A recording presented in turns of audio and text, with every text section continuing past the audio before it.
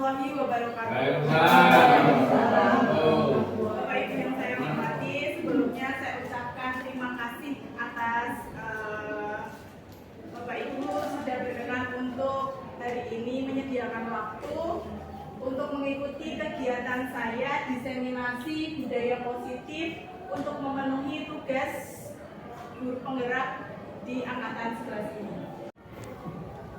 Salam dan bahagia ya Bapak Ibu, semoga hari ini semuanya dalam keadaan sehat. Nah, hari ini kita akan belajar terkait dengan budaya positif. Mungkin Bapak Ibu di beberapa tahun terakhir ini tidak asing dengan yang namanya budaya positif. Menurut Bapak Ibu, apa sih makna dari budaya positif? Budaya positif itu apa Bapak Ibu? Kebiasaan yang baik. Oke. Terus contoh penerapan budaya positif yang telah kita terapkan di beberapa tahun terakhir ini apa gitu Bapak Ibu? Salam senyum sapa. Salam senyum sapa. Monggo. S5 ya Pak berarti. Oke.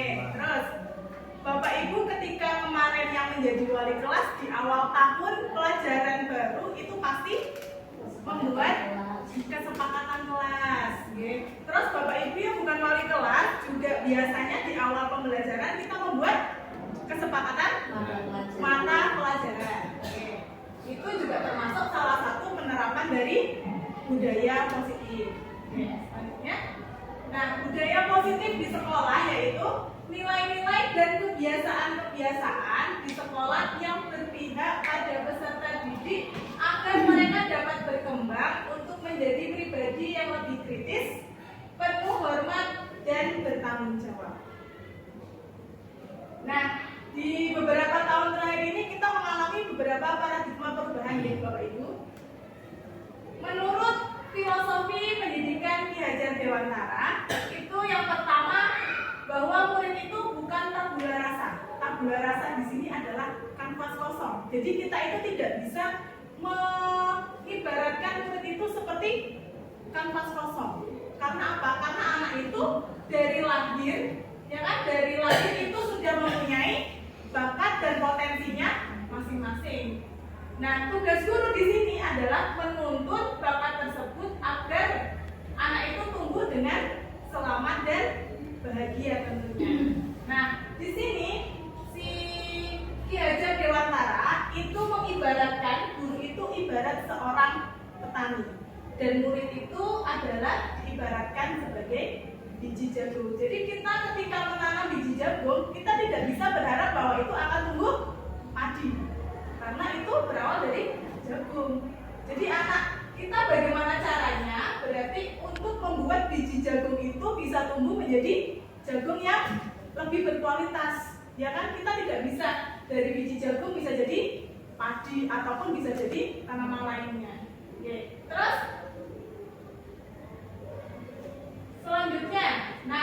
selanjutnya monggo Bapak Ibu secara berpasangan, ya kan? Kita sobek secari kertas kecil, tuliskan benda atau sesuatu yang sangat berharga. Terus setelah itu dari sobekan kertas kecil itu digenggam seerat mungkin, ya kan? Digenggam seerat mungkin. Kemudian teman yang satunya itu berusaha untuk membukanya. Apa yang akan Bapak Ibu lakukan? Bagi yang memegang kepalan tersebut, pasti akan mempertahankan tentunya. Terus berbagai macam cara dilakukan. Caranya apa Pak? Direbut, dirayu, betul. Terus diancam. Oke, boleh ya. Iya, itu berarti semacam cara ya Pak. Oke. Terus selain itu diiming-imingi hadiah. Berarti bagaimana caranya kita bisa mendapatkan sesuatu itu dengan cara apapun seperti tadi yang disampaikan Pak Abdan. Lanjut Bapak Ibu. Selanjutnya perubahan paradigma terkait dengan teori kontrol ya. Tadi dari kasus kita menggenggam tangan itu. Nah, berikut ini merupakan paparan dari Dr. William Glasser dalam kontrol teori untuk meluruskan miskonsepsi. Jadi kita terjadi miskonsepsi nih Bapak Ibu. Yang pertama,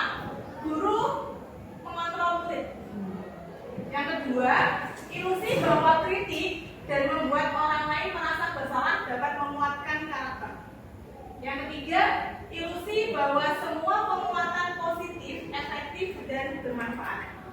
Yang keempat, ilusi bahwa orang dewasa memiliki hak untuk memaksa. Nah, dari perubahan ini, itu ada perubahan paradigma Bapak Ibu. Dari bisakah kita mengontrol seseorang? Nah, dari stimulus respon, itu biasanya kita kan mencoba mengubah orang agar berpandangan sama seperti kita. Ya enggak? Kita pengen merubah orang lain agar pandangannya sama seperti kita, itu sebenarnya? Ya, betul. Nah, yang betul seperti apa? Seperti teori kontrol ini, bahwa kita berusaha memahami pandangan orang lain. Jadi kita tidak bisa memaksakan orang lain untuk berpandangan seperti kita, tapi kita yang harus berusaha untuk memahami pandangan orang lain. Selanjutnya, perilaku buruk dapat dilihat sebagai suatu kesalahan. Biasanya kan kita seperti itu, Gih, bahwa anak yang berperilaku buruk itu salah. Nah, padahal sebenarnya semua perilaku pasti memiliki tujuan, ya kan? Jadi kita tidak bisa langsung menyalahkan anak bahwa ketika perilakumu buruk, kamu salah. Itu kita tidak bisa, karena sesuatu perilaku itu pasti memiliki tujuan. Selanjutnya, orang lain bisa mengontrol saya. Yang benar adalah kita hanya bisa mengontrol diri kita sendiri. Tidak bisa kita mengontrol orang lain juga tidak bisa mengontrol diri kita.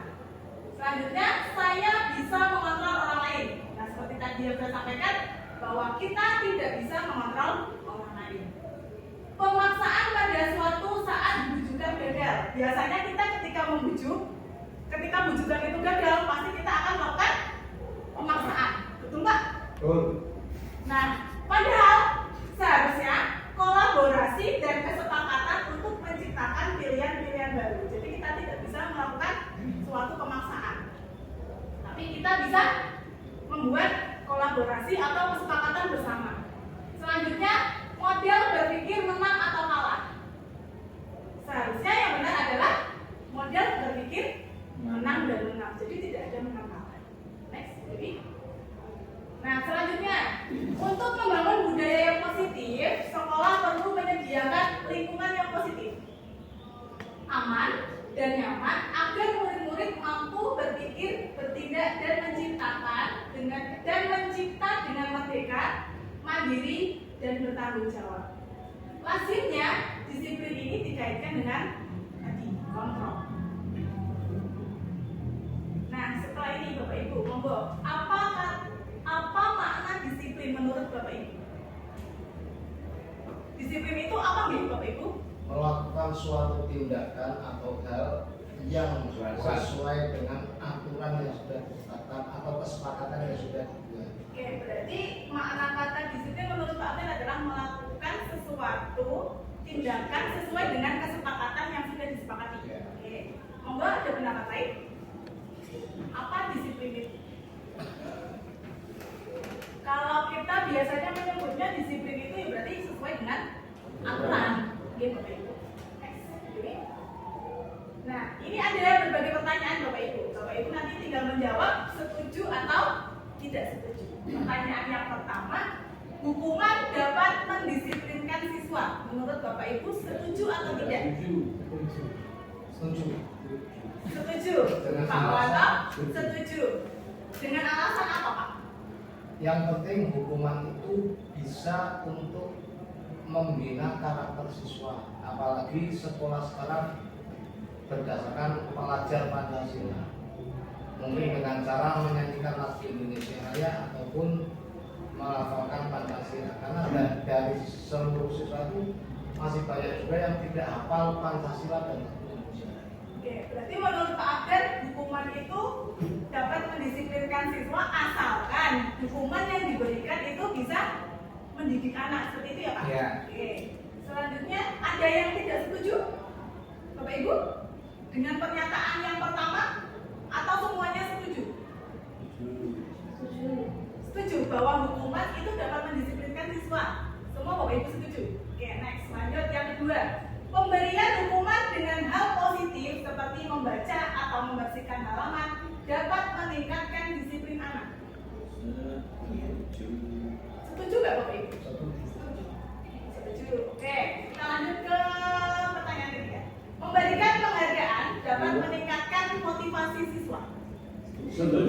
Berarti dari ketiga pertanyaan ini Bapak Ibu guru setuju semua? Setuju semua. Oke, next ke selanjutnya.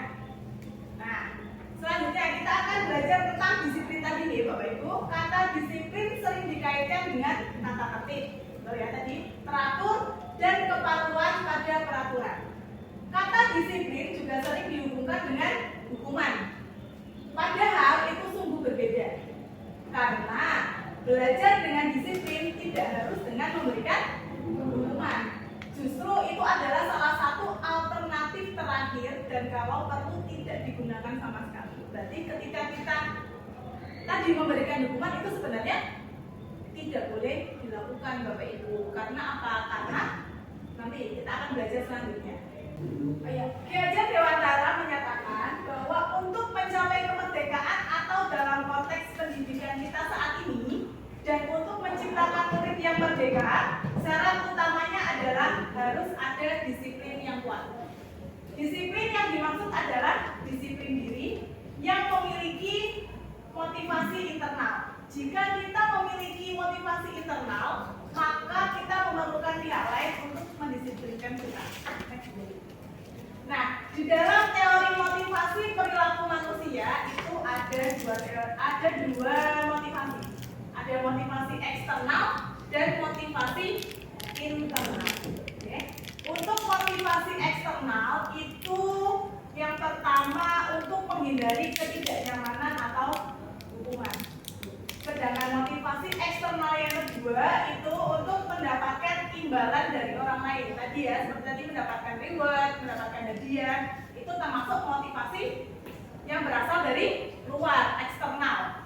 Nah, sedangkan disiplin dengan motivasi internal itu untuk menghargai dirinya sendiri, untuk menjadi insan yang sesuai harapan. Jadi seperti itu Bapak Ibu, disiplin itu ada dua motivasi tadi ya, motivasi eksternal dan internal. Kalau eksternal itu berasal dari luar dirinya, ya kan? Seperti tadi, karena untuk menghindari hukuman, makanya dia disiplin untuk mendapatkan suatu hadiah atau suatu reward, makanya dia disiplin. Nah, sedangkan sebenarnya itu yang harus dimiliki adalah motivasi internal dari dalam diri sendiri. Nah, di dalam budaya positif itu mencakup beberapa hal Bapak Ibu. Ada lingkungan yang positif, ada keyakinan kelas, dan di dalam keyakinan kelas ada peraturan kelas. Cuma karena kita sekarang kan tidak menyebutkannya suatu peraturan atau aturan, karena kita sekarang menyebutkannya sebagai suatu kesepakatan kelas atau keyakinan kelas, karena dibuat secara bersama-sama. Keyakinan kelas, hukuman, dan penghargaan. Nah, mengapa tidak peraturan saja? Mengapa harus keyakinan kelas? Karena mengapa kita memiliki peraturan harus menggunakan helm bila mengendarai kendaraan roda 2? Kenapa Bapak Ibu? Apakah takut polisi? Kenapa kita memakai helm ketika kita berkendara? Takut terjadi sesuatu yang karena berdasarkan undang-undang tentang lalu lintas. Berdasarkan undang-undang, oke, kita harus memakai helm. Terus selain itu Bapak Ibu, karena itu suatu aturan. Jadi Pak Kasiono pakai helm karena aturan. Untuk kendaraan yang nyaman dipakai helm. Oh, berarti karena aturan. Oke. Terus Untuk keamanan saat kita berkendara. nah, itu terutama Bapak Ibu. Kenapa kita memakai helm? Karena kita untuk menjaga diri kita sendiri. Ketika terjadi sesuatu, mohon maaf, misalkan terjadi kecelakaan, itu kita bisa melindungi kepala kita dari benturan. Jadi kalau yang tadi disampaikan Pak Kasiono sesuai dengan aturan, itu berarti tadi ya motivasi eksternal, karena berasal dari luar, karena itu memang suatu aturan dan saya harus mematuhi. Jadi karena kayak terpaksa seperti itu loh Bapak Ibu. Sedangkan kalau kita menggunakan helm itu untuk keselamatan diri kita, berarti itu sudah kesadaran diri kita sendiri. Yang kedua, ini ketika pandemi, mengapa kita memiliki peraturan 3M, menggunakan masker, mencuci tangan, dan menjaga jarak? Untuk apa Bapak Ibu? Kenapa kita harus memiliki peraturan 3M ketika pandemi? Untuk menjaga kesehatan kita agar tidak tertular, ya kan? Walaupun memang pemerintah memberikan aturan 3M, Tapi seharusnya motivasi itu berasal dari diri kita sendiri karena untuk menjaga kesehatan kita, menjaga keluarga kita. Ini kesadaran. Dari kesadaran sendiri. Mengapa kita memiliki peraturan harus datang tepat waktu pada saat mengikuti pelatihan atau misalkan datang waktu ketika mengajar? Itu apa Bapak Ibu? Agar maksimal mendapatkan materi atau menyampaikan materinya. Agar Maksimal. lebih maksimal mendapatkan materi pelatihan. Betul. Atau kalau misalkan kita hanya menjawab, kan memang aturannya seperti itu, datang jam 7. Ya kan, itu berarti motivasi eksternal. Kalau tadi agar mendapatkan apa Pak? Hasil Yang maksimal, ilmu yang lebih banyak, seperti itu ya. Berarti itu motivasi internal. Nah, untuk mendukung motivasi intrinsik, kembali ke nilai-nilai keyakinan yang lebih menggerakkan seseorang dibandingkan mengikuti serangkaian peraturan. Tadi dia seperti yang saya sampaikan bahwa ketika kita disiplin itu berarti kita tidak berpikiran bahwa itu harus mematuhi suatu peraturan, tapi kita harus memikirkan dari kesadaran diri kita sendiri. Next. Nah, Bapak Ibu mungkin di awal tahun ajaran baru sudah membuat keyakinan kelas. Oke? Sudah dibuat Bapak Ibu? sudah. Ya, oke. Keyakinan kelas adalah nilai kebajikan atau prinsip-prinsip universal yang disepakati bersama secara universal lepas dari latar belakang suku, negara, bahasa maupun agama. Nah, suatu keyakinan akan lebih memotivasi seseorang dari dalam. Seseorang akan lebih bersemangat untuk menjalankan keyakinan daripada hanya sekedar mengikuti serangkaian peraturan. Berarti ketika kita buat keyakinan kelas, berarti itu sudah melalui kesepakatan bersama. Berarti ketika itu sudah melalui kesepakatan bersama, berarti harus dipatuhi secara bersama. Oke. Nah, cara pembentukan keyakinan kelas, ya kan? Bapak Ibu mungkin bisa merefleksikan dari kemarin buat peraturan kelasnya seperti apa, buat keyakinan kelasnya seperti apa. Keyakinan kelas itu bersifat abstrak daripada peraturan yang lebih rinci dan konkret. Atau sebelumnya saya ingin bertanya dulu, ketika membuat keyakinan kelas, apa yang Bapak Ibu lakukan terlebih dahulu? Monggo. Win, ketika buat keyakinan kelas, Pak Asdi, apa yang dilakukan pertama? Apakah Pak Asdi langsung nulis, anak-anak harus datang tepat waktu?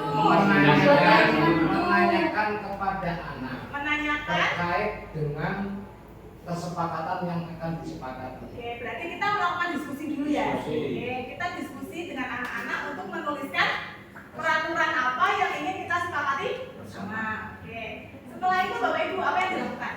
Setelah kita berdiskusi dengan anak suruh menuliskan apa saja peraturannya, setelah itu apa yang dilakukan Pak? Setelah itu kalau saya berusaha meyakinkan anak agar apa yang sudah ditulis oleh anak itu bisa dilaksanakan secara baik. Oke, berarti kembali lagi meyakinkan bahwa kesepakatan yang sudah ditulis berarti harus ditanggung jawab secara bersama. Oke, ada yang lain selain itu? Apakah dalam Bapak Ibu membuat keyakinan kelas sudah berbentuk kalimat yang positif? Kalimat yang positif di sini artinya berarti tidak ada kata tidak boleh, misalkan tidak boleh bermain HP saat pembelajaran, tidak boleh makan saat pelajaran. Apakah masih menggunakan kata seperti itu? Atau dilarang terlambat? Sudah tidak. Sudah tidak. Berarti misalkan ada kata tidak boleh terlambat, itu Bapak Ibu ganti sebagai datang tepat waktu. Oke, betul. Tadi tidak boleh bermain HP saat pembelajaran, itu diganti kalimatnya menjadi kalimat positif. HP digunakan ketika pelajaran yang menggunakan HP. Panjang sekali mungkin. Apa ya, berarti kata mungkin bijak dalam penggunaan HP, ya kan? Terus kalau misalkan ada kata dilarang makan dan minum saat di kelas atau saat pembelajaran, berarti kalimat positif yang kita buat apa Bapak Ibu? Makan dan minum saat istirahat, gitu kok. Terus misalkan ada kata jangan membuli teman, biasanya kan gitu ya. Jangan mengejek teman, dilarang mengejek teman. Itu kalimat positifnya apa? Kalau jangan mengejek teman, saling menghargai antar teman. Terus dilarang buang sampah.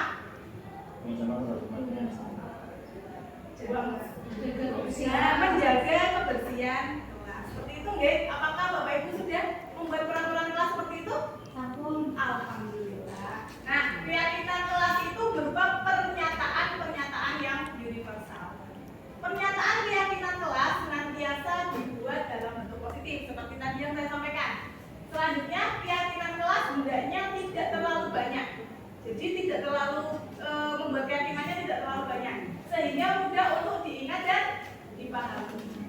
Semua warga kelas sebaiknya ikut berkontribusi dalam membuat keyakinan kelas lewat surat pendapat. Seperti tadi yang disampaikan Pak Abdian awal melakukan diskusi dulu. Ya. Terus selanjutnya bersedia meninjau kembali keyakinan kelas dari waktu ke waktu. Apakah Bapak Ibu melakukan seperti itu? Meninjau kembali keyakinannya, menanyakan kembali apakah ada yang perlu dirubah, apakah ada yang perlu disepakati lagi. Tapi ini juga Gimana? yo mungkin ini hanya sekedar unek-unek belaka ya. Sebetulnya contoh ya, seumpama kesepakatan kelas, datanglah tepat waktu. Berarti tidak tepat waktu tidak apa-apa. Sedangkan yang namanya aturan itu sekolah seperti yang tadi disampaikan, mengikuti kegiatan pelatihan ataupun pelajaran, kalau tepat waktu itu kan akan mendapatkan hasil yang maksimal dan nah, sedangkan kata sekarang itu tidak boleh menggunakan kata tidak boleh. Nah, datanglah tepat waktu berarti bisa diartikan sama bahasa Indonesia mungkin yang ahlinya Pak Kasiono, datang tidak tepat waktu pun tidak apa-apa berarti. Tidak boleh ada kata harus kata positif Pak. Kalau Nah, tidak itu itu kan berarti kata tidak. kalau tidak Ah, itu iya, bukan kata kalau positif. kalau kata tidak boleh itu berarti kan langsung mematikan dalam artian gini. Yo, sekarang di sekolah yang nama sekolah, yo datang itu harus tepat waktu. Nah, ini hanya kata-kata datang tepat waktu berarti andaikan tidak tepat waktu pun tidak apa-apa. Nah, kan sudah semacam hiburan berarti, Pak. Semacam himbauan bukan semacam aturan. Contoh yang sekarang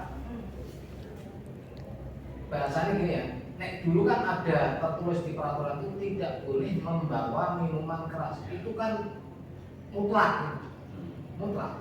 Apabila membawa minuman keras otomatis dikeluarkan. Nah, sedangkan aturan yang sekarang itu kan tidak boleh. Seolah nek tidak boleh membawa minuman keras berarti apa itu contohnya Pak? Tidak. Orang yang tidak. Nah, apa? Minuman ya berarti keras berperilaku sesuai apa ya? harus nek saya, tapi itu kan kita tetap harus mengikuti apa yang sudah ditetapkan dalam undang-undang. Harusnya tetap, makanya saya selalu bilang yang namanya pendidikan itu paling utama dari keluarga, setelah itu dari sekolah untuk mendidik akhlak dan moral. Kalau keluarga dan rumah sudah diobok-obok dengan aturan-aturan yang harus semacam ini akan kemungkinan bagi saya akan menyebabkan mulai berkurangnya akhlakul karimah dari anak-anak. Itu pandangan saya. Terima kasih Bu Santi ya. Terima kasih Pak Abdian untuk pandangannya. Kalau menurut saya, kita kan buat keyakinan kelas ini kan sesuai kesepakatan gitu Bapak Ibu. Sesuai kesepakatan. Kalau anak tidak sepakat ya berarti jangan dijadikan itu sebagai kesepakatan. Karena yang namanya kesepakatan harus disepakati oleh seluruhnya. Ketika seluruhnya sudah menyepakati, berarti nanti akan timbul rasa tanggung jawab untuk menyepakati kesepakatan tersebut. Ya kan? Ketika tadi ada pernyataan datang tepat waktu, ya kan? Berarti apa yang harus dilakukan anak? Itu anak harus tahu datang tepat waktu berarti ya karena kita mulai pembelajaran di jam 7, berarti anak harus datang sebelum jam 7. Seperti itu. Jadi tidak bisa kita membuat kata-kata misalkan tidak boleh datang terlambat, itu tidak bisa karena kita harus membuatnya jadi kata yang positif. Jadi kalau saya juga pernah ya Pak mendengar kata parenting itu kan ada ya Bu Dewi ya, ketika kita mengajarkan anak kita kecil itu kita tidak boleh melarang mereka. Ya kan, misalkan anak bermain ini jangan, itu kita tidak boleh, ya kan? Oke, ini soalnya gini, saya memang berbicara semacam ini sebelum adanya kurikulum semacam ini. Itu di kampus saya itu, MI saya itu bahkan sudah menerapkan semacam itu dan menyampaikan slogan itu bukan sekolah robot. Nah, ada salah satu kiai yang menjadi panutan di situ. Ikuti sekolah robot, kok slogannya tidak masuk akal. Di sini memang sudah menerapkan tidak boleh menggunakan kata tidak boleh. Ngandani bocah tidak boleh menggunakan jangan. Itu sudah ada sebelum ini ada. Itu pun banyak yang masyarakat yang bahasanya pro kontra, tapi banyak yang menang. Karena semakin ke sini itu sudah diterapkan di rumah pendidikan. Jadi kadang itu pun kalau melihat dari masyarakat ada pro kontra juga dengan adanya kaitannya soalnya kita itu hidup-hidupnya tidak hanya memikirkan di dunia, terkait dengan juga memikirkan di akhirat. Yang paling utama yaitu masalah moral. Terima kasih ya. Terima kasih Pak Abdul untuk pandangannya. Saya lanjutkan nih. Lanjut ya Bapak Ibu. Tadi pembentukan keyakinan kelas, bahwa keyakinan kelas itu tidak terlalu banyak. Biasanya Bapak Ibu berkeyakinan kelas jumlahnya berapa? Pak Asti, keyakinan kelasnya? Ya sekitar Kelas 7 berapa? Kurang dari 10. Nah, terus setelah sudah menemukan keyakinan kelas, selanjutnya Pak Asti, apakah keyakinan kelasnya ditempel? dan Sudah ada di kelasnya?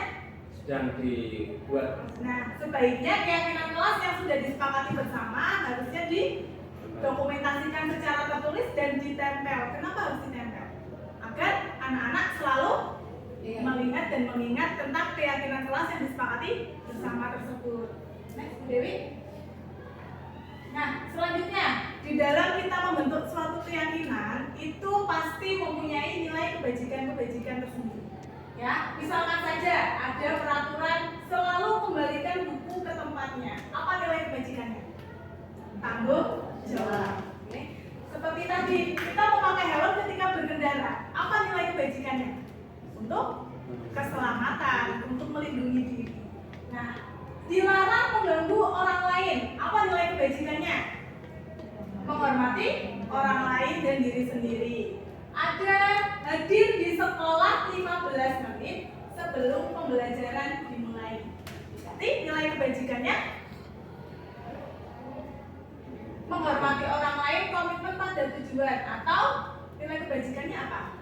Ketika hadir di sekolah 15 menit sebelum pembelajaran dimulai, disiplin deh Bapak Ibu.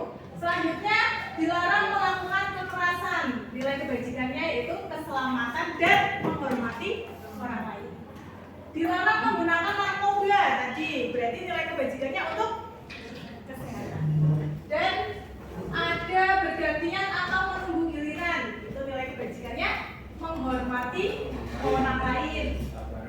Gunakan masker ketika pandemi, berarti untuk kesehatan. Itu berarti kan ketika pandemi saja ya gunakan masker. Iya, kan saya tadi pengen gunakan masker ketika Setelah- pandemi atau ketika kita sudah Batuk. flu atau batuk, atau ketika kita sudah berkendara itu kita boleh pakai masker Bapak Ibu. Berarti kalau kakak mutasi masalah ini kan berarti kan tidak perlu memakai masker. Asalkan kita sehat semua. Lanjut, jangan berlari di kelas atau koridor, itu berarti untuk keselamatan atau Keamanan. lanjut. Nah, ini Bapak Ibu, tadi saya karena saya bukan lalu kelas nih Bapak Ibu, jadi saya tadi membuat keyakinan kelas di kelas 8A. Nah, ini yang saya buat yang pertama, saya melakukan diskusi dengan anak-anak. Ya, anak-anak saya suruh menuliskan peraturan apa saja yang ingin dibuat sebagai kesepakatan. Anak menuliskannya di sebelah stikiman. Kemudian saya suruh anak-anak untuk maju ke depan untuk menempelkan peraturan-peraturan apa saja tersebut. Setelah itu kita baca satu-satu peraturan apa saja yang ingin anak tulis di keyakinan kelasnya. Kemudian saya ubah dari kata-kata positif, dijadikan kalimat positif. Selanjutnya, nah itu ada nilai kebajikan apa yang nanti bisa diambil dari keyakinan kelas tersebut. Kemudian saya meyakinkan lagi bahwa keyakinan kelasnya sudah terbentuk dan disepakati bersama. Next, nah, dihukum oleh penghargaan. Nah, ini dihukum oleh penghargaan ada pengaruh jangka pendek dan jangka panjangnya. Ya, penghargaan hanya efektif jika kita menginginkan seseorang melakukan sesuatu yang kita inginkan dalam jangka waktu pendek. Sedangkan penghargaan itu bisa sebagai penghukum apabila jika suatu penghargaan diharapkan namun tidak mendapatkannya, maka individu akan merasa dihukum. Penghargaan menjadi tidak efektif jika saya mengharapkan suatu penghargaan dan tidak mendapatkannya, maka saya akan merasa kecewa dan berkecil hati, serta kemungkinan lain saya tidak akan berusaha sekeras sebelumnya. Penghargaan juga bisa merusak hubungan, misalkan bisa menimbulkan rasa iri. Kok dia terus ya yang dapat penghargaan? Kadang. Nah, next please. Penghargaan di bidang apa yang dibahas? Ya, penghargaan Umum ribet berarti ya? Iya, misalkan kita dalam di kelas memberikan penghargaan itu tadi ada Kaitannya berarti kan itu mungkin kan terlepas dari penghargaan dari masalah kegiatan-kegiatan olahraga. ya kalau memang itu suatu kompetisi ya memang ada penghargaannya Pak. Nah, contohnya maksudnya kayak gini. Kemarin yang juara Olimpiade, penghargaan berarti kan ribet juga. Iya. Iya kan? Di Olimpiade itu, ya bukan hanya di Olimpiade, di semuanya itu yang namanya penghargaan itu pasti ada. Juara satu mendapat penghargaan medali dan mungkin ada prize money. Ditambah apabila dia memecahkan rekor, itu ada penghargaan sendiri dari federasi olahraga yang kembali ke Indonesia yang apa? Iya. Apakah itu termasuk yang dibahas dalam masalah ini? Tidak Pak, tidak Pak. Jadi kalau penghargaan itu yang tadi Pak Abdan sebutkan itu memang sudah ada aturannya tersendiri kan, bahwa ketika tadi olahraga Olimpiade juara satu akan mendapatkan misalkan Termasuk uang POBE. tunai. Iya. Termasuk POBE. Iya, POBE kan suatu kompetisi Pak. Ya, Kalau saya kompetisi berarti memang ada jenjang yang dibahas penghargaannya. terkait dengan masalah Nah, ini. yang dibahas Ini terlepas dari kegiatan Ya, yang bersifat kompetisi, Ya. khususnya di bidang karena saya di olahraga ya. Iya. Ya kalau misalkan itu kompetisi di bidang apapun, kalau itu Iya. kompetisi berarti memang ada Suatu penghargaannya. penghargaan, entah itu dari yang menyelenggarakan, dari Iya. sekolah yang dibela, semacam itu. Iya. Terima kasih. Lanjut. Nah ini Bapak Ibu, kita akan membedakan mana itu hukuman, mana itu konsekuensi. Karena hukuman dan konsekuensi itu berbeda. Ya. Yang pertama, mencatat 100 kali di dalam buku dengan kalimat saya tidak akan terlambat lagi karena terlambat ke sekolah. Menurut Bapak Ibu itu hukuman atau konsekuensi? Itu hukuman, salah. Hukuman. Oke. Yang kedua, lari mengelilingi lapangan basket 2 kali karena terlambat hadir di sekolah. Itu hukuman. Oke. Murid diminta untuk push up 15 kali karena tidak menggunakan masker ke sekolah. Hukuman. Hukuman. Mengganti kertas tugas teman yang telah dicoret-coret. Konsekuensi. Konsekuensi. Oke. Membersihkan tumpahan air di meja tulis karena tersenggol pada saat belajar. Konsekuensi. Terus meminta murid tidak mengenakan sepatu seharian di sekolah karena tidak menggunakan sepatu hitam. Hukuman. Nah, lanjut, lari mengelilingi lapangan basket 2 kali karena terlambat 10 menit untuk pelajaran PJOK.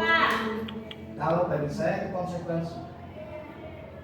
Nah, kita bahas dulu Bapak Ibu, apa bedanya hukuman dan konsekuensi? Menurut Pak Abdan, hukuman itu apa? Hukuman Konsekuensi itu aturan yang ini kaitannya dengan antara guru dan murid dulu ya. Hukuman itu aturan yang diterapkan sendiri oleh guru yang bersangkutan. hukuman, ya. Kalau konsekuensi bisa dari kesadaran diri sendiri, bisa dari kesepakatan kelas. Iya, betul. Kalau namanya hukuman itu berarti yang menentukan, misalkan antara guru dan murid berarti yang menentukan gurunya. Ketika Ketika itu disebut konsekuensi karena sudah melalui kesepakatan bersama, oke, atau dengan kesadaran diri untuk melakukan tanggung jawabnya karena merasa melakukan kesalahan. Oke, kita buka jawabannya. Dewi, next. Nah. Betul.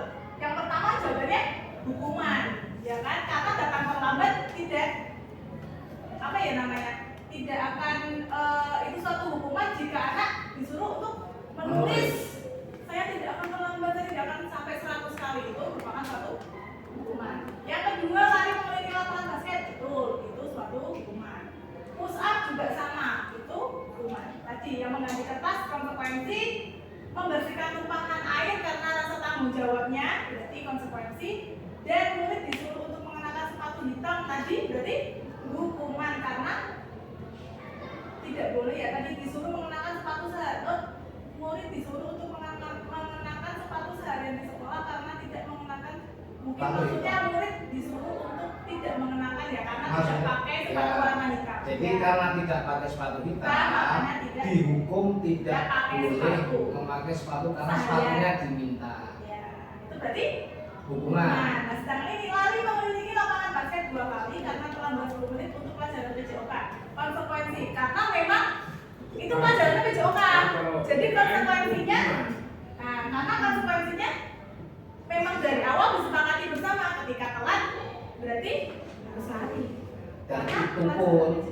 Dan itu pun harus melihat kondisi anak yang bersangkutan. Ya betul, karena ya memang tadi Pak kita sepakati kesepakatannya apa dulu. Nah itu berarti tapi soalnya ini bisa walaupun itu kesepakatan berarti kan tetap harus dilaksanakan.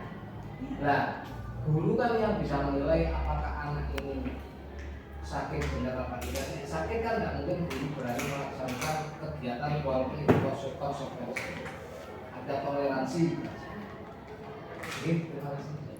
Iya, makanya di kesepakatan itu ya juga harus dibuat Pak. Misalkan anak yang memang membutuhkan perhatian khusus berarti terkecuali kan seperti itu dibuat di kesepakatan di awal. Jadi, nah ini tadi ya perbedaannya hukuman dan konsekuensi. Biasanya hukuman itu sesuatu yang menyakitkan, ya. Kalau konsekuensi itu ya memang sesuatu yang harus terjadi karena memang sudah disepakati tadi ya. Terus membuat anak sakit baik itu fisik ataupun hatinya untuk jangka waktu yang lama. Kalau konsekuensi membuat anak merasa tidak nyaman dalam jangka waktu pendek, contohnya itu. Terus anak jadi membenci kedisiplinan karena sering dihukum. Sedangkan ketika kita menerapkan konsekuensi itu anak jadi menghargai disiplin. Kalau hukuman dilakukan dengan paksaan secara terpaksa, ya kan? Kalau konsekuensi itu dilakukan stimulus dan tanggapan. Hukuman mendorong anak untuk menyakiti diri sendiri, sedangkan konsekuensi mendorong anak untuk mudah menyesuaikan diri. Hukuman konsep diri yang buruk. Setuju buatan? Setuju Bapak Ibu? Sedangkan konsekuensi adalah konsep diri yang baik. Hukuman anak belajar untuk menyembunyikan kesalahan, sedangkan konsekuensi anak belajar untuk mematuhi aturan. Hukuman anak itu akan jadi marah, rasa bersalah, dipermalukan, dan merasa tidak dihargai. Sedangkan kalau konsekuensi adalah anak kehilangan hak, dibuat tidak nyaman, diasingkan untuk sementara. Nah, ada 5 kebutuhan dasar yang harus kita penuhi Bapak Ibu. Jadi di dalam diri murid itu memiliki kebutuhan dasar manusia. Ada 5 kebutuhan. Yang pertama, cinta, kasih, diterima atau kasih sayang. Yang kedua itu kebutuhan penguasaan, ada kebutuhan kesenangan dan ada kebutuhan kebebasan serta kalau yang di tengah itu survival itu apa Bapak Ibu? Bertahan hidup. Ya, betul. Next. Nah, Bapak Ibu ada studi kasus. Ibu Ani seorang guru kelas 5 SD di Pelita Hati sedang bingung menghadapi ulah salah satu murid di kelasnya bernama Agus. Beberapa anak telah datang dan mengeluh Agus seringkali meminta bekal makan siang mereka dengan paksa. Jika Anda menghadapi situasi seperti Ibu Ani, apa yang akan Anda lakukan. Menurut Anda, kira-kira apa alasan Agus melakukan itu? Apa Bapak Ibu? Apa yang akan dilakukan itu? Memanggil Agus, Memanggil Agus, terus setelah itu menanyakan kenapa kok terjadi semacam itu. Jadi melakukan konfirmasi ya. Oke. Terus setelah itu Mencarikan solusinya. mencarikan solusinya. Nah, kira-kira apa alasan Agus nih melakukan hal itu Bapak Ibu? Karena apa? Nah, kalau karena lapar berarti Agus tadi harus memenuhi apa tadi? Yang next, yang sebelumnya pilih. Berarti apa Bertahan kebutuhan hidup. dasar yang harus karena ada kebutuhan dasar yang tidak bisa dipenuhi si Agus. Apa kebutuhan dasarnya? Ketika tadi karena lapar berarti kebutuhan untuk bertahan hidup karena tidak diberi sapu orang tuanya, karena tidak dibawakan bekal orang tuanya. Berarti lanjut next. Dalam konteks penerapan disiplin positif, Ibu Ani sebaiknya mencari tahu alasan Agus melakukan tindakan tersebut agar mengetahui kebutuhan mana yang sedang berusaha dipenuhi. Betul kata Kak Abdan tadi ya. Apabila jawaban Agus karena lapar, ya Pak, berarti orang tuanya tidak membawakannya bekal makan siang. Kebutuhannya tadi apa? Bertahan hidup. Tapi apabila jawaban Agus karena ia senang temannya menjadi memperhatikan dia. Terkadang ada anak seperti itu ya, suka mencari perhatian. Berarti kebutuhan apa yang ingin dia penuhi? Cinta dan kasih sayang. Orang ketok boleh jadi kita tidak bisa. Itu loh, kan ada tulisan apa dulu? Selanjutnya, Ini loh. Pundernya itu. apabila jawaban Agus adalah dia merasa hebat, wah nih, aku bisa ambil makanan temanku ini, berarti Kembali dengan bulat dulu, jadi bulan dulu kita bisa begini, menjawab. krik krik krik krik, seperti lagi, SW cukup baper. Apa mau nih? cinta kasih sayang, kekuasaan, kesenangan, bertahan hidup, kebebasan. Pertanyaan Mau? Yang ketiga, nih Agus jawabannya aku ini merasa hebat. ya berarti penguasaan. Penguasaan. Oke. Nih jawabannya Agus bosan dengan bekal yang dibawakan ibunya. Berarti apa nih? Kebebasan. Karena dia ingin sesuatu hal yang lain. Kalau jawaban Agus iseng aja dan dia menikmati ekspresi wajah temannya yang kesal. Berarti untuk kesenangannya diri sendiri ya. Itu beda-beda karena tergantung dari jawaban si Agus. Siswa yang bermasalah itu muncul karena ada kebutuhan dasarnya yang tidak dipenuhi tadi ya Bapak Ibu ya. Berarti kan tadi si Agus melakukan suatu masalah, ternyata jika alasannya bla bla bla ada sesuatu kebutuhan yang tidak dipenuhi. Nah ini ada untuk memenuhi kebutuhan itu ada 5 posisi kontrol guru yang harus dilakukan. Itu judulnya kontrol dulu ya. Iya. Tapi biasanya terjadi permasalahan semacam itu judulnya bukan kontrol dulu lagi, kontrol proses. Karena yang menyelesaikan proses dan kita. Oke. Nah ini kita pelajari bersama. Apa itu 5 posisi kontrol guru? Ya. Yang pertama itu ada posisi kontrol sebagai penghukum. Yang kedua pembuat merasa bersalah. Yang ketiga posisi sebagai teman. Yang keempat sebagai pemantau dan yang kelima sebagai manajer. Nah untuk lebih jelasnya saya akan putarkan video contoh dari penerapan kelima posisi kontrol ini. Moga Bapak Ibu bisa disimak, bukan dari video yang saja. Oh jangan penghubungi. Nah, makanya kita pikir seperti ini. Saya mau orang lain hukum. Ini pengkonsekuensi. Kenapa? Kamu melawan ibu? Berani-beraninya jawab. Oke, yang pertama posisi penghubung ya Bapak Ibu, contohnya seperti ini.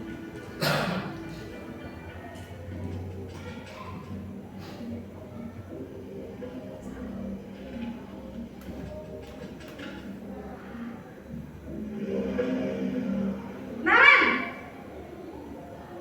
sini kamu. Selamat pagi Bu. Selalu terlambat. Kamu deh, pasti terlambat. Maaf Bu, saya Apa? Apa coba? Alasan kamu apa lagi? Kapan sih kamu tidak terlambat? Malas sekali ya kamu jadi anak. saya Dasar pemalas.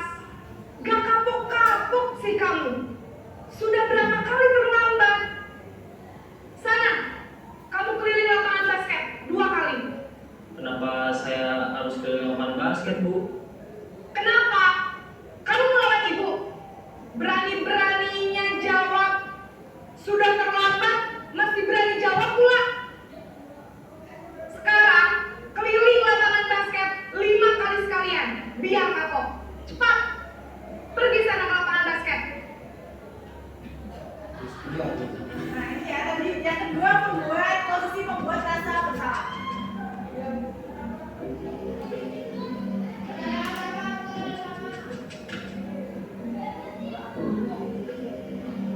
Naren,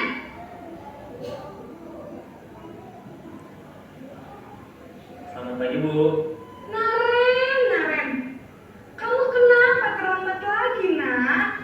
Ya Tuhan, Naren, kamu senang ya bikin ibu susah ya? Kalau kamu terlambat lagi, nanti ibu yang ditegur bapak kepala sekolah, nak. Disangka ibu tidak bisa membina kamu. Duh, gimana ini? Maaf Bu. Duh, Gusti Naren, kamu suka ya kalau ibu ditegur bapak kepala sekolah? Terus, sekarang ibu harus tulis apa ini di buku absen? Ini kamu sudah sering terlambat loh. Ibu harus apa coba? Maaf Bu. Maaf sekali. Ya sudah, lain kali jangan bikin ibu susah lagi ya nak ya. Ibu tidak akan kuat lagi kalau kamu gini terus. Bisa jantungan kalau ibu tegur bapak kepala sekolah. Sana cepat ke kelas. Maaf ya Bu. Maaf sekali. Posisi pembuat rasa bersalah. Nah, Bapak Ibu tadi ada bedanya antara menghukum dan membuat rasa bersalah. Ada nggak tadi? Ya, Ada nggih. Bedanya apa? Kalau penghukum berarti kalau yang menghukum itu memberikan, dia tidak mau tahu, tidak mau mendengarkan si anak ini menjelaskan kenapa dia terlambat. Yang penting pokok dia terlambat, dia terlambat. Anda ada dihukum. Padahal terlambat kalau balik ke mes. Iya, ini ada satunya. Kalau yang kedua, membuat rasa bersalah, Bapak Ibu. Membuat rasa bersalah. Tapi anak sekarang nggak bisa merasa bersalah. Bicara sudah gurunya sudah ngomong, ibumu jantungan. Saya juga pernah ngomong kali itu, gurumu udah stroke, kowe pikir-pikir. Itu tidak ada rasa ingin berubah. Oke, berarti mungkin kita cari posisi kontrol yang lain yang lebih tepat. Wah, Ya kan? Pak, ini. Next. Nah, selanjutnya posisi kontrol sebagai Posisi pembuat rasa bersalah berbicara dengan nada tenang. yang selanjutnya posisi sebagai teman. Guru sih sih kan.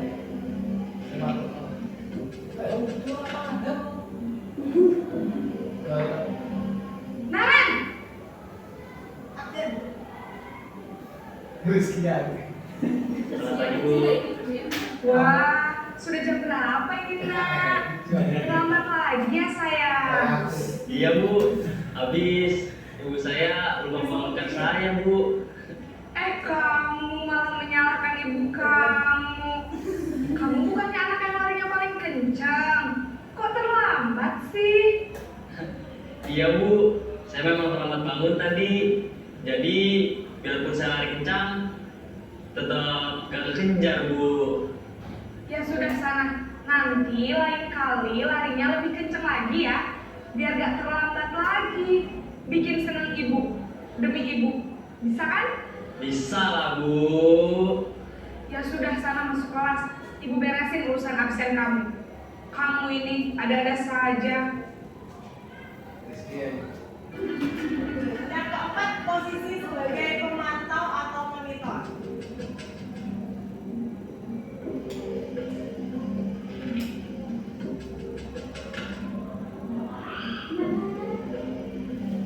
Naren!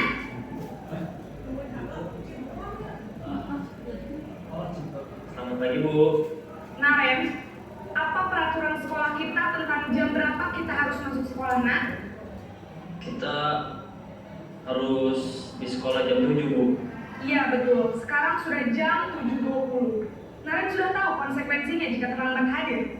Paham Bu. Saya harus tinggal kelas pas jam istirahat selama 20 menit. Iya benar, konsekuensinya demikian. Jadi nanti jam 9.30 pas istirahat, kamu harus tinggal di kelas, kerjakan tugas tambahan untuk ketertinggalan kamu, ya? Baik Bu.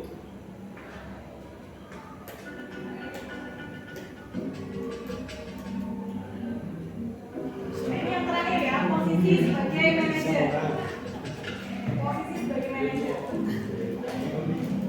Naren,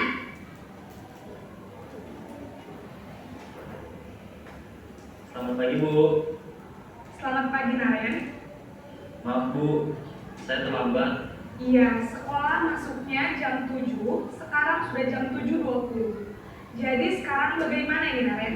Maaf Bu, saya lupa setel alarm saya semalam.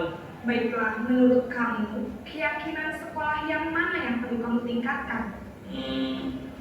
Menghargai diri sendiri dan orang lain mungkin ya Bu.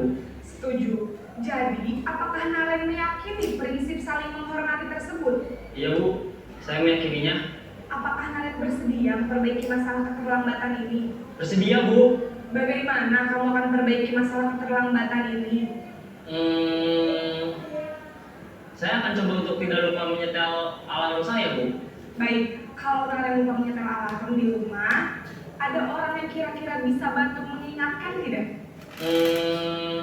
Ada Bu, kakak saya, Kak Emma. Ada lagi selain Kak Emma? Selain Kak Emma, ada ibu saya. Baik, jadi yang mengingatkan Naren adalah Kak Emma dan ibu kamu ya? Kira-kira akan mulai start alarm kapan ya Naren? Setelah pulang sekolah, akan segera saya lakukan. Baik, jadi Naren akan setel alarm untuk bangun besok pagi dan akan diingatkan oleh kakak dan ibunda Naren ya. Ada lagi yang mungkin perlu dilakukan Naren agar tidak terlambat bangun lagi. Tidak ada Bu. Baik Naren, terima kasih untuk kerjasama kamu. Sekarang kamu perlu kembali ke kelas untuk belajar. Baik Bu, terima kasih. Nah, Bapak Ibu, kita sudah saksikan ada 5 contoh posisi kontrol. Menurut Bapak Ibu guru, mana posisi yang harus kita terapkan? Posisi mana yang harus kita terapkan? Apakah itu penghukum? Apakah membuat rasa bersalah? Apakah posisi sebagai teman? Posisi yang keempat apa itu nih? Memantau, dan yang terakhir manajer. Menurut Bapak Ibu, di posisi mana kita harus menerapkannya? Posisi manajer. Oke, betul. Kenapa? Apa bedanya pemantau dan manajer, Bapak Ibu? Tapi sih terlalu. Iya. Tergantung kondisi tertentu. Ya, tapi kita di sini dituntut untuk melakukan yang manajer. Karena apa? Tadi yang pertama kan ditanya dulu alasannya kenapa. Ya enggak? Misalkan ada pemaksaan harus memakai ini. Ya bukan seperti itu Pak, bukan ada pemaksaan harus memakai ini. Karena ini sesuatu yang harus, yang baik itu ya berarti kita di posisi sebagai manajer. Ya, bukan suatu paksaan. Karena kan kita tadi sudah tahu, sudah membedakan ya mana yang menghukum seperti apa, mana yang membuat rasa bersalah, mana posisi teman, pemantau, dan manajer. Ya kan?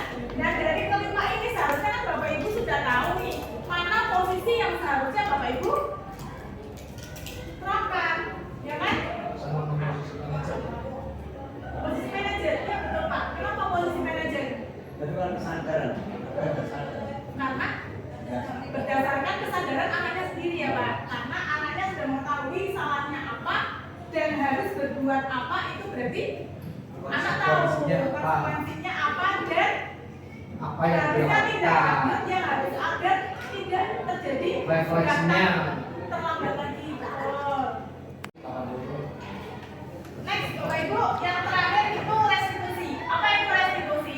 Restitusi adalah proses menciptakan kondisi bagi murid untuk memperbaiki kesalahan mereka, sehingga mereka bisa kembali pada kelompok mereka dengan karakter yang lebih baik. Restitusi itu apa? Orang diartikan total. Itu restitusi, Pak. Oh, ya. Next. Pajak restitusi itu apa, Pak? Itu ada kata-kata. Retribusi, Pak, bukan restitusi. Ada 9 ciri-ciri restitusi. Yang pertama, bukan untuk menebus kesalahan, namun untuk belajar dari kesalahan. Yang kedua, memperbaiki hubungan. Yang ketiga, tawaran bukan paksaan. Yang keempat, restitusi menuntut untuk melihat ke dalam diri. Yang kelima, restitusi mencari kebutuhan dasar yang mendasari tindakan tadi.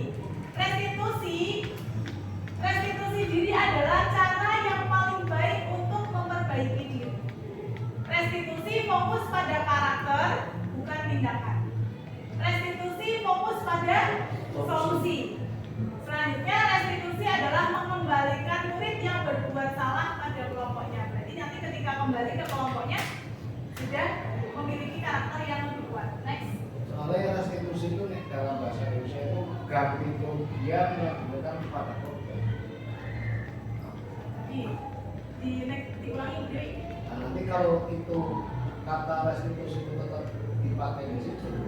Kan mungkin restitusinya antara restitusi pendidikan dengan yang tadi disebutkan Pak Arga itu beda Pak. Kalau restitusi dalam segi pendidikan itu sebelumnya beda. Nah ini proses menciptakan kondisi bagi murid untuk itu memperbaiki kesalahan mungkin dari mereka. katanya si dosen. Ya, betul. Oke. Next, lanjut, Dewi. Nah, di dalam restitusi ada itu penerapan yang namanya segitiga restitusi. Segitiga restitusi itu diawali dengan menstabilkan identitas terlebih dahulu. Kemudian memvalidasi tindakan yang salah. Selanjutnya yaitu menanyakan keyakinan. Berarti di dalam kita melakukan restitusi itu harus melalui ketiga tindakan ini. Dari menstabilkan identitas, menstabilkan identitas, validasi tindakan yang salah dan menanyakan keyakinan. Next, Dewi. Nah, Bapak Ibu, ini saya ada video penerapan segitiga restitusi yang saya lakukan waktu itu terhadap Fayakun dan Gatan. Ya, ini. Nah, monggo ini nanti Bapak Ibu bisa tahu mana yang memvalidasi tindakan, mana yang Soal-soal saja dia contek.